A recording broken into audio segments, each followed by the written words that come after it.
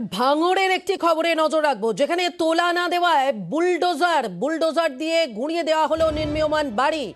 দেখতেই পাচ্ছেন সেই ছবি, কিভাবে ভেঙে গুঁড়িয়ে দেওয়া হয়েছে বাড়ি ভাঙার অভিযোগ। ভাঙড়ের লেদার কমপ্লেক্স থানার হাতিশালার ঘটনা।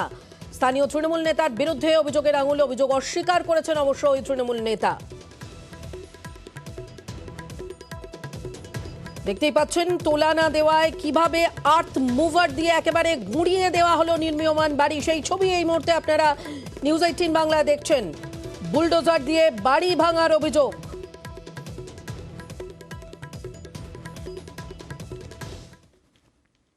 আমার বাস্তুতে পারমিশন নিয়ে কাজ করছি আমি। হ্যাঁ, ওখানকার তোলাবাজ আছে, টিএমসির তোলাবাজ সব আছে।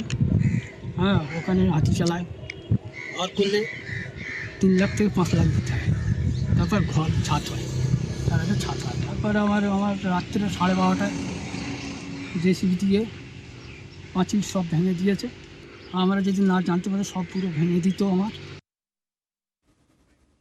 সে পঞ্চায়েত মেম্বার হোক আর পঞ্চায়েত প্রধান হোক আর যেই লাট হোক, অবৈধ কাজ কোনোভাবে দল কাউকে সাপোর্ট করবে না। তবে যিনি কমপ্লেন করেছেন ওনারও কমপ্লেন ঠিক নয়। কেন বলছি, ওই জমিটা নিয়ে কেস চলছে। যাই হোক, যারাই এই ধরনের ঘটনাকাল ঘটিয়েছে, যদি কেউ দলের হয়ে মোস্তানি করে, দল তাদের পাশে থাকবে না।